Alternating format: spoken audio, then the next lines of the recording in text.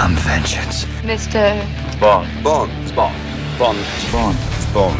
James Bond. I am Kit, whom you may regard as the voice of the Night 2000. The car of the future is already here. Me.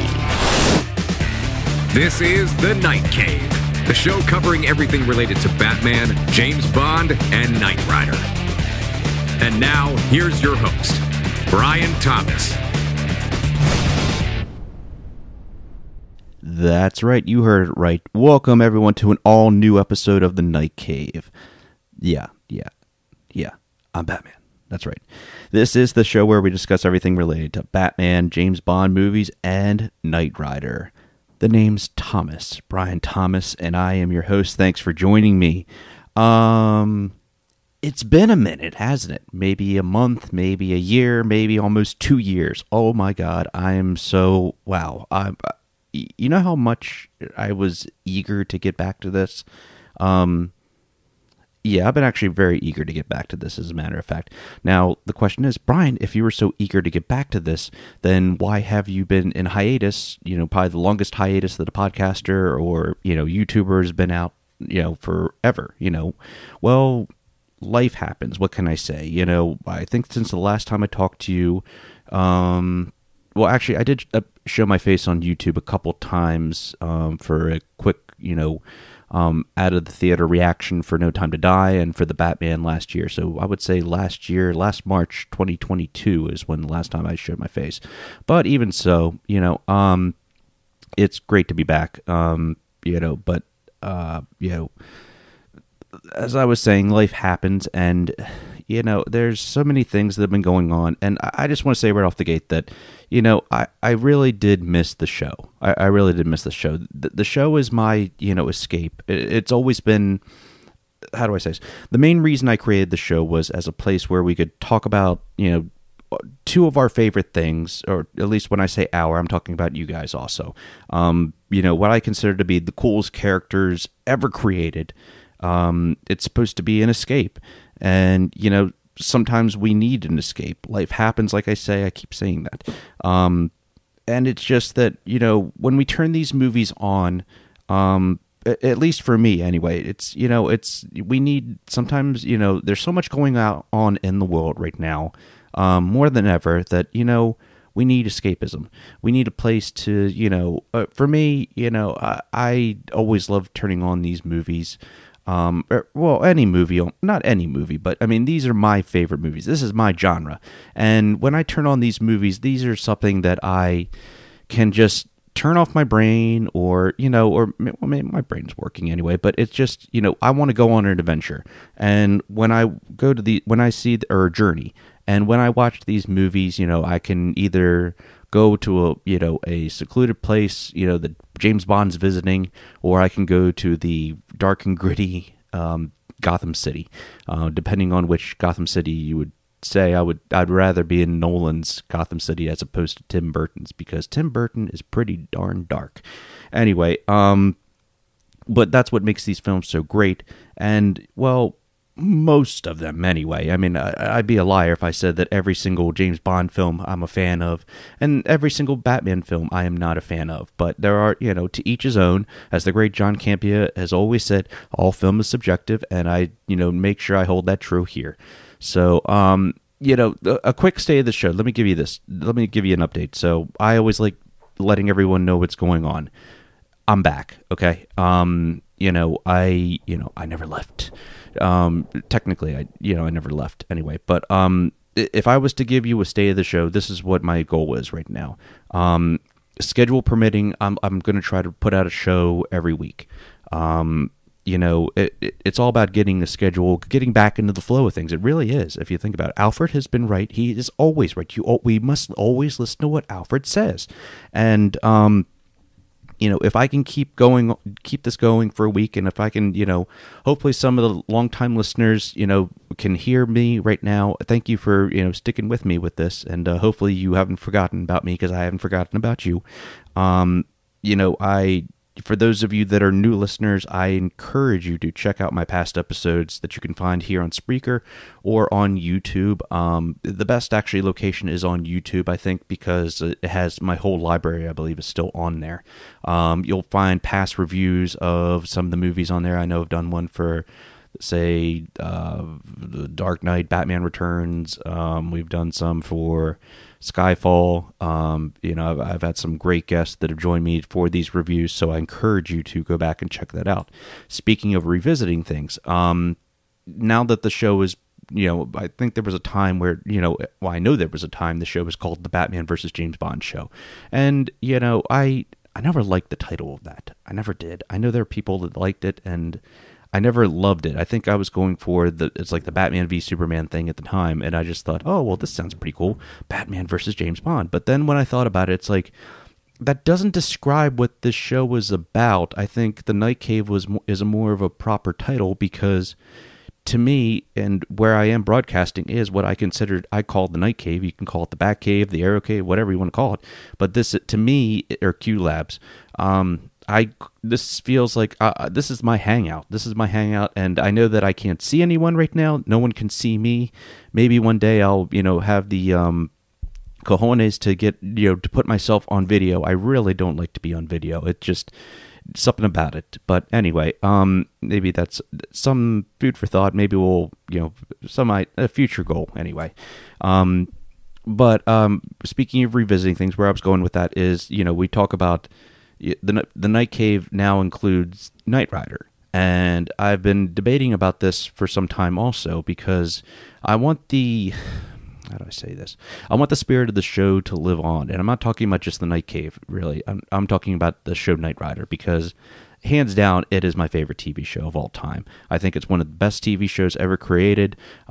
If you are a fan of Knight Rider, then, you just scored some brownie points with me. If you're not a fan of Knight Rider, shame on you. No, I'm kidding. It's okay. But if you've never checked out Knight Rider, I highly, highly encourage you to check out this show. And as a matter of fact, what my goal is, one of these goals is, first of all, to start recording again. And I'd like to start up a little series about the series, see what I did there, called Knight Rider Revisited. And what I'll be doing is going through every single Knight Rider episode, the good and the bad. There are some bad out there, believe me. For even something I love, I can definitely, I will at least admit when things are just not as great as they could have been. Not so much, I know that there's a channel out there, Knight Rider Historians. They're really great if you ever check them out. I don't know if they'll ever listen to this, but I'll give them a shout out. But they did a commentary in the last couple of years of all the shows. I don't want to do a commentary. I actually want to do a revisit and review of each episode. And, just share my input, just kind of like what I do with every movie, every Batman movie, every James Bond movie and such. So if you are interested in that, stay tuned. And hopefully we can, now that we got the ball rolling again, the first step is, to just, what is, I don't even know what the expression is, but I'm rambling. So that's the state of the show. If you are listening right now, feel free to send me a message saying, hey, Brian, keep it going.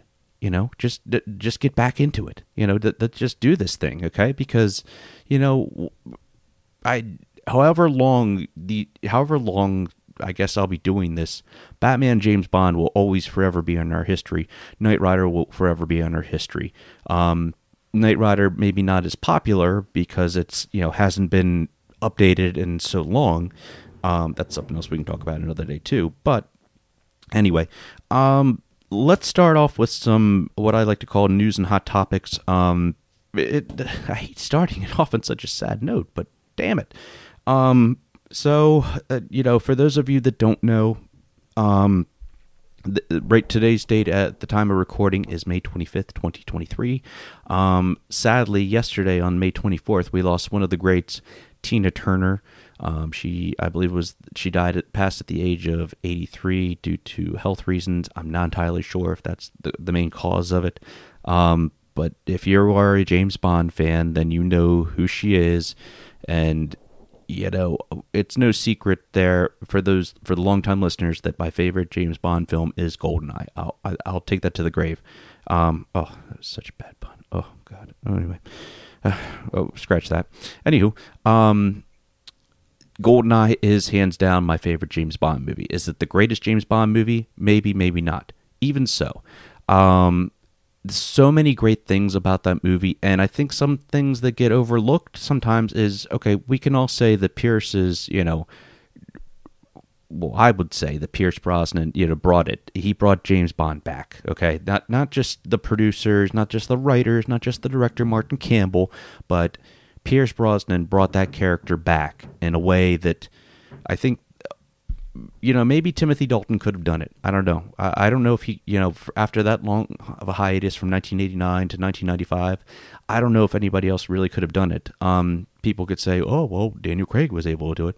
Different time, guys, different time, okay? But we're just looking at the actor of, who was acting at that time as James Bond. And he did it, hands down. And that movie, despite what some people might say, I think that movie holds up better than than most James Bond movies to this day. And something that helped bring that movie back, I think, was having such a kick-ass theme song that was written by U2 and Bono, by U2's Bono and The Edge, GoldenEye. And it was performed by Tina Turner. If they could have gotten so many different singers to sing this song of GoldenEye.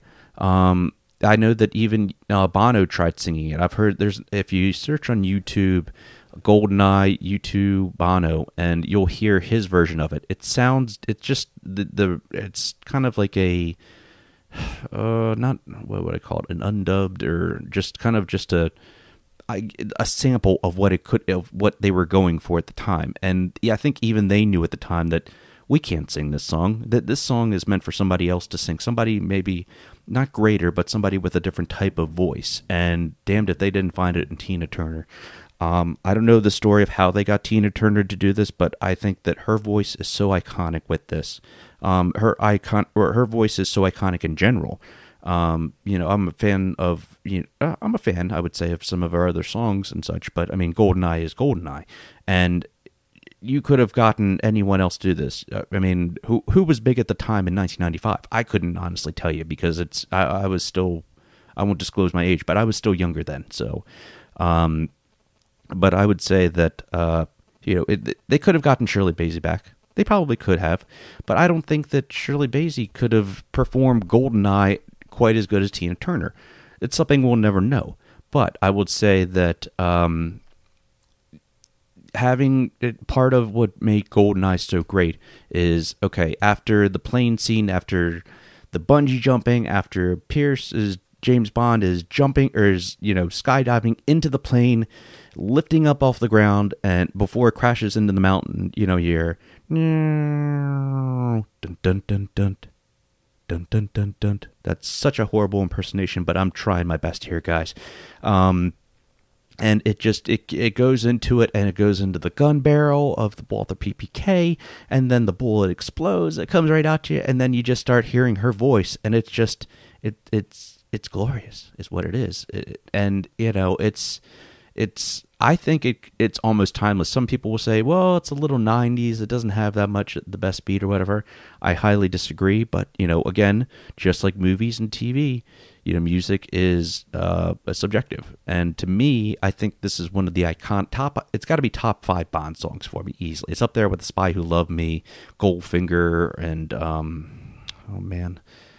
Yeah, I'll put Adele's Skyfall and Chris Cornell's You Know My Name up there too, off the top of my head. I'm sure I'm missing a whole bunch of them. But I think that when we go back and look at GoldenEye, what made it so great is you could have had, you have Pierce doing, like I said, one of the best James Bond movies ever, I think. One of my favorite James Bond movies. But I think by having Tina Turner in there, it just added what they say, was it gold in a, I don't know what it's called. Anyway, lightning in a bottle. There you go. Thank you. It was lightning in a bottle. They had everything that they needed there. Some people would say Eric Serra's score was not the best. I would disagree. I think it's actually better. The more you listen to it, the more you go back and watch the movie. You could have had somebody else do the score, but that's another discussion for another day.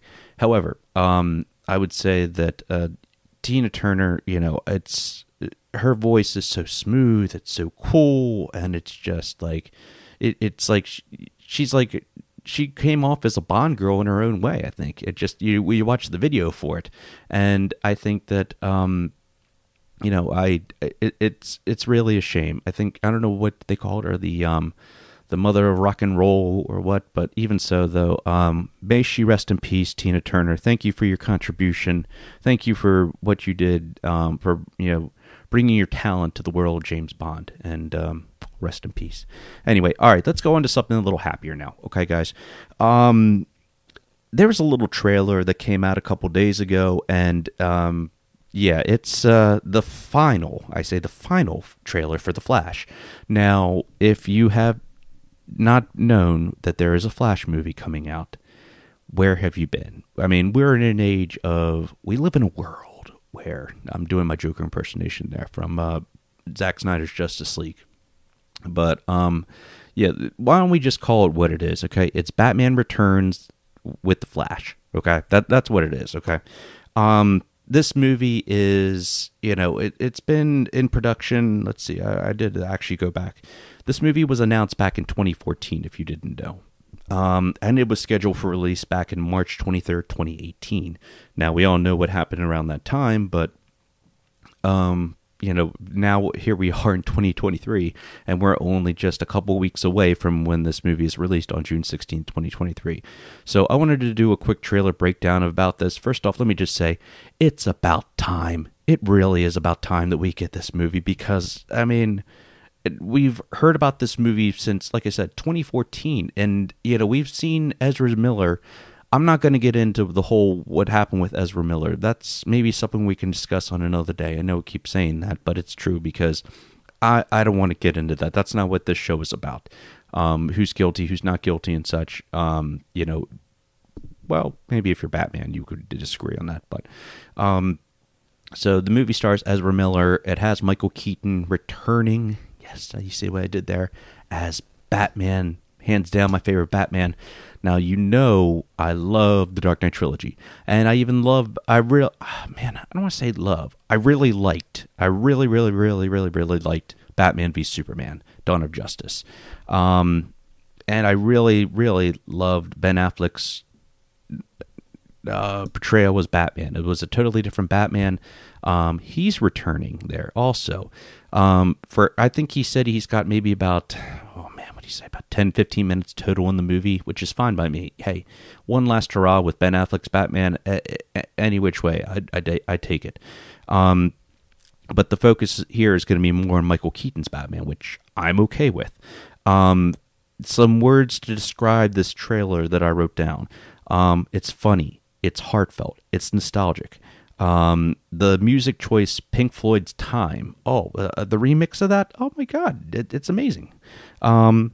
This trailer gave us a better breakdown of what the movie is about. Now, I already knew what the movie was about, and if you're a fan of this genre or you've been following, then you pretty much know what it's about. Barry Allen, he goes back in time, or he is the Flash. Spoiler alert. And he goes back in time. He realizes now that after the events of the Justice League movie that he can time travel, and his goal is to save his mom.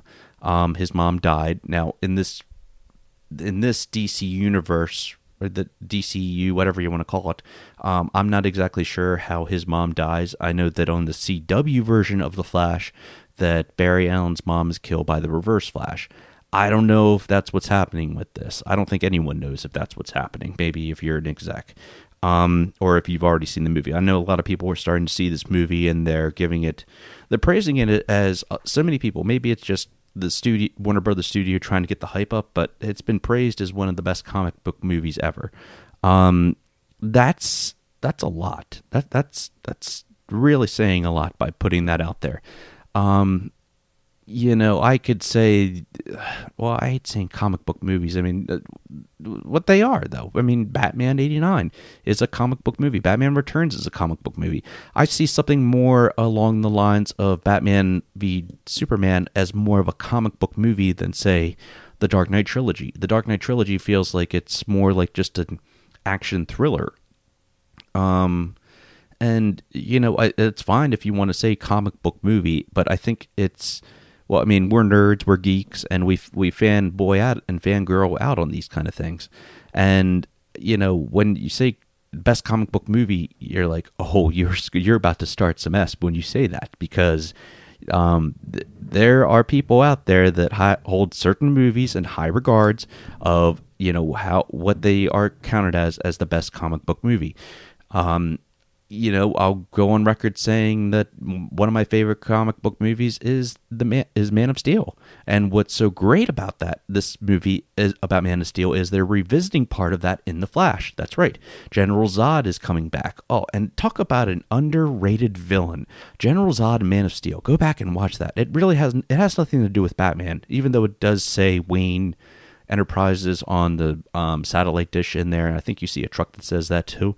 But my God, that is such a great movie. I think, whenever I'm watching a movie, not that I can identify myself as Batman, even though I do dress up as him occasionally, true story, that was a movie that I really identified with. And not because I'm a Kryptonian, because as an adopted child, I definitely really felt that movie really hit home for me, which I really love. So, going on with that, though, so it looks like they're blending. This is a cross between Man of Steel, part of the Man of Steel, what happened with Man of Steel, and you're taking the Batman 89, Batman 1992, Michael Keaton, and throwing him in the mix, along with Supergirl, Kara Danvers, and a character we've never seen on the big. Well, no, that's not true.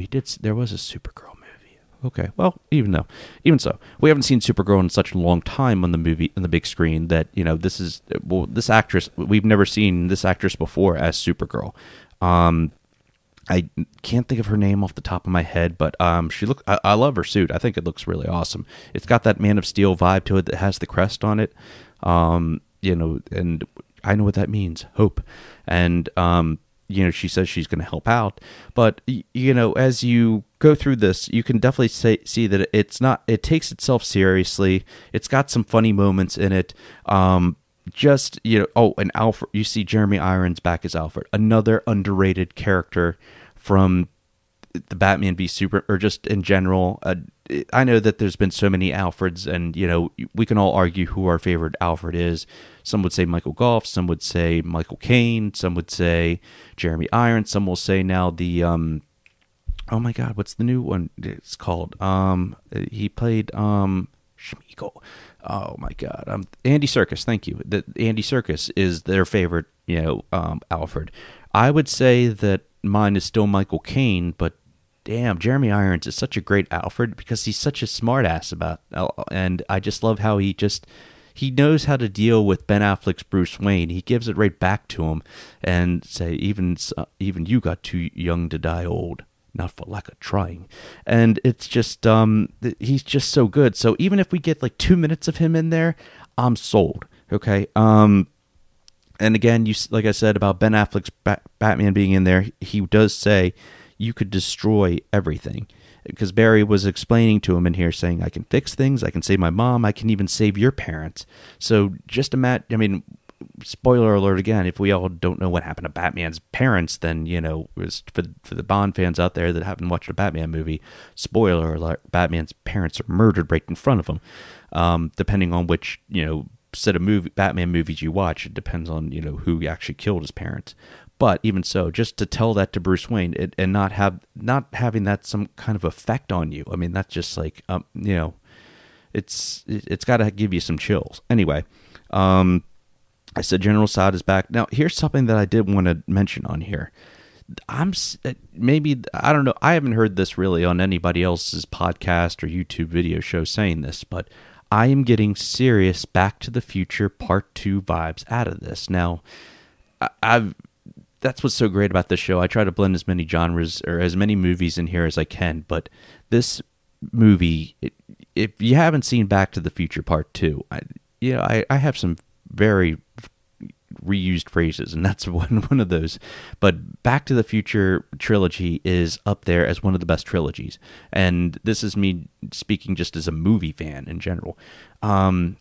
and why I say that is because if you do remember with Back to the Future Part 2, is that Marty and Doc go back in time. They go into the future into 2019, I think it was. Man, it's been a while. Yeah. Anyway, they go into the future, and then spoiler alert: old man Biff goes back in time to 1955 and gives himself the sports almanac. And then all hell breaks loose when Marty and Doc go back into their current timeline, which they thought that was their current timeline, but it is a different timeline that was. If you know this movie, hopefully you're picturing what I'm picturing right now. When Doc and Marty realize that they're back at Doc's house and they're back in his lab, and Doc is drawing on his chalkboard just a straight line saying this is our current timeline, and then what Biff did by giving himself the almanac skewed a whole different timeline, an alternate 1985. Now, why I'm saying this is because Barry went back in time. He went back in time to save his mom. That's no secret. That's not a spoiler about the movie. That's what the trailer's telling us. Now, what we did see this time is a better explanation, because we've been seeing two Barry Allens in these trailers. There's been about 3 of them now, and I think this is just my hypothesis. It's just my just an idea. Is that what? In doing so, by Barry going back and doing this, I mean, some would say this is Flashpoint. Maybe it is. Maybe that's what this story is based off of, where Barry goes back to try to save his mom and his dad. So they say in here, and it caused the events of now. It's an alternate 20 whatever time period is. We'll just say it's 2023. So the current timeline of when he went back. So he goes back, he saves his mom, and then he goes back to from whatever year it was. He said, just say that he goes back to 2000, to the year 2000, and then he comes back to 2023, but it's an alternate 2023. Now, the events of Man of Steel do not exist. General Zod is back. He never, lost the fight to Superman. Maybe even the events of Justice League never happened, or Batman v Superman never happened. What else was there? So they say there's no metahumans in there, and in addition to that, they say that there doesn't look like Clark Kent even exists in this. Now, I'm not sure what happened there, but I know the car is going to be is Supergirl, and she's going to be she's still a Kryptonian, and she's going to be the one that's going to be fighting the muscle that's going to be hopefully taking down General Zod. So, like I said, I feel like I heard this somewhere where they might even reference Back to the Future in there. I think I heard that with an out of the theater reaction. Either way, I'm so excited for this movie because we get Michael Keaton back. I mean, Michael Keaton is how old? He's 71 years old. Not only are we getting Michael Keaton back, okay, as we're getting him back as not just Bruce Wayne, we're getting him back as Batman. We're getting him back in full Batman costume. We're getting back the original Batmobile, the 89-92 Batmobile. He even says, "You want to get nuts? Okay, let's get nuts." He says that again. Oh my God. I mean, he's not yelling and screaming it to Jack Napier, but I mean, I'll take it. It's that's why I say it's nostalgic. Now, the fanboy in me is because I'm going to review this movie when the movie comes out. I'll do an out of the theater reaction, and then I'll actually do a full review of this, assuming I can keep on schedule, I can keep on my schedule and keep recording.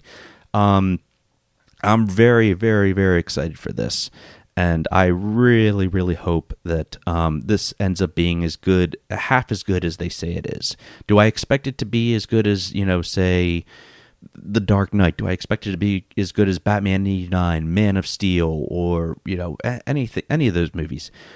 No, I don't. I just want to, one of my friends, Brad, he always says that, we always want to see we'd like to see, I can't quote verbatim what Brad said, but Brad always said something about, we always want to see we just want to see a good movie.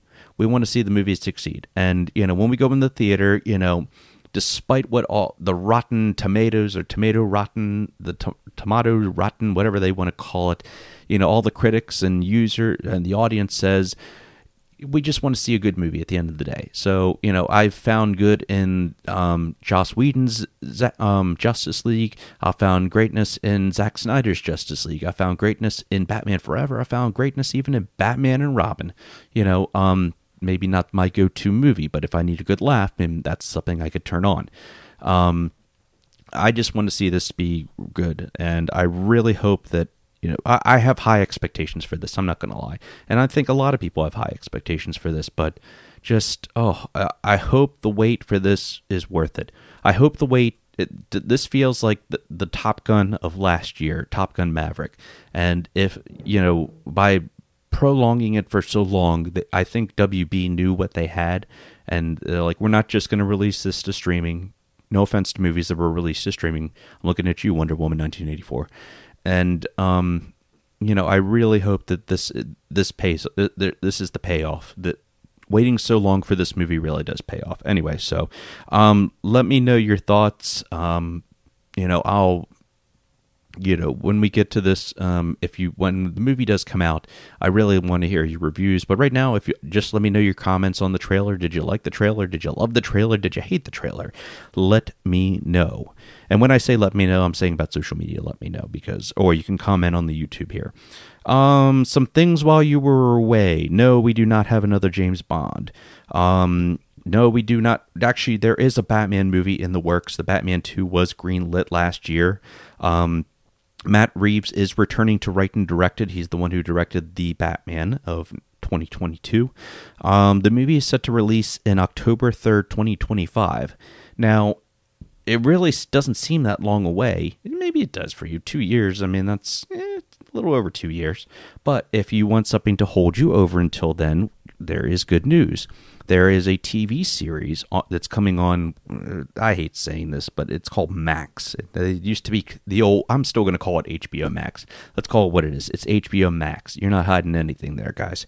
So that it was teased. There was a teaser that was released last month for this. This is also from Matt Reeves, the director of the Batman. Like I said, Colin Farrell is reprising his role as the Penguin, which is awesome because I never thought that I would be able to like another actor besides Danny DeVito as the Penguin. I knew that there will always be another iteration of it, but this iteration of the Penguin, he is just, you just want to hate him, but you love him at the same time, man. It just, he really is straight up gangsta. Yeah, I said it. And that's exactly what this preview has. It's like, it's just letting us know we're seeing all this new footage. We're seeing behind the scenes footage. It has like that gangster feel to it. I would say it definitely feels like it's definitely set in Matt Reeves' Batman world, or Gotham City, which is, which makes it great because even if he isn't directing it, he's writing it, maybe he's producing it. He's at the very least he's producing it because it feels like you're still just in this Gotham City. We still see Gotham City underwater, the effects of what the Riddler did at the very end of the Batman movie. The quote in here that got me was, "You step out of line once and I'll gut you like a goddamn fish." Oh, wow, that's so great. That's so great. And he's telling that to some what looks like a teenager or whatever that's starting to work for him. I don't know. And the premise of it is that it explores the rise to power in Gotham City's criminal underworld. It has that almost kind of like a Departed feel to it in a way, because I would say The Departed is one of the better gangster films, maybe even a Scarface, because if it's a rise to power, then we all know what happened with Tony Montana, if you've seen Scarface. Kind of like that. So I'm excited about this, and it's coming in 2024. No, we don't have an exact date for it just yet, but again, here's hoping that this ends up being really good, and maybe it'll even come sooner than later. So stay tuned for that. Alrighty. Birthdays and anniversaries. So there are some birthdays. It feels like old times going back to doing this. It really does. I love it. Birthdays and anniversaries. No anniversaries this week at all, but there are some birthdays, notable birthdays to celebrate right now. Michael Lonsdale, who played Hugo Drax in Moonraker. Make sure some harm comes to Mr. Bond. What was it about the pickle sandwich or something like that? I don't remember. It's been a while since I've watched Moonraker. Now I might go watch that tonight or this weekend. He celebrates a birthday on May 24th. Alec McCowan celebrates a birthday on May 26th. If you don't know that name, that's okay. He played Algernon Q in Never Say Never Again. It was interesting seeing Sean Connery with a different Q in Never Say, and as when he came back as James Bond, where whether you count that as, what's it called? Not retcon. Canon. Thank you. Whether you count that as like canon of James Bond or not, it's a fun watch. I mean, it's nothing. It's missing a lot, like say the James Bond theme or the gun barrel too, but it still has that James Bond feel to it because it's Sean Connery playing James Bond as an older James Bond. So this Q in there, he's like, I hope we have some. Oh my God! This is another movie I have to watch. He's like, we've missed you, Mr. Bond. And I like the rapport that he had with Sean Connery's James Bond. Christopher Lee celebrates a birthday on May 27th. He played Francisco Scaramanga in The Man with the Golden Gun. I'm not going to say it. He is one of the greatest Bond villains we've had. Maybe not in the best James Bond movie, but one of the greatest villains we've ever had in a James Bond movie. I'll put him up there in the top 5, or, I'll put him up there with the top 5 Bond villains. Yeah, I would say so. I think he was that good. He was such a formidable villain for James Bond. I mean, he only needs one. He has his little golden gun. He only needs one shot, and he was toying with James Bond throughout the whole movie, and he was killing people left and right around him, and he could have killed James Bond anytime he wanted to, but no, he wanted to have a duel. And one of the greatest things about The Man with the Golden Gun is near the end when they have this little showdown. Like, it's almost like as James Bond said, it was like kind of like a showdown at the OK Corral, kind of like a little Western showdown or whatever. Take however many 20 paces, 30 paces, whatever, and then they have their little chase at Scaramanga's lair. So definitely check out The Man with the Golden Gun. Maybe not the best James Bond movie, but definitely watch it because Christopher Lee gives great performances, Francisco Scaramanga. And the last birthday here is Sebastian Falcon. He played Molaka, sorry if I pronounced that incorrectly, the bomb maker in Casino Royale. He celebrated a birthday on May 27th. If you don't know that name from Casino Royale, that's okay. But he is the one who did the parkour. He's the one that's running and jumping up the crane and jumping off buildings like a little hamster or something like that. He was a great little henchman. And I don't know, he was not even a henchman. He was just to give James Bond the first villain, I guess you could see that James Bond go against or whatever at the beginning of that. Like, that was more like the opening sequence, that chase, and where was it? Was it Madagascar? I believe it was. Yeah, Madagascar, where they said that's what it was supposed to be. But the chase up the crane, and oh my God, it's so good. And he throws the gun at James Bond, and Craig's Bond just catches it and throws it right back at him and hits him. Oh, it was great.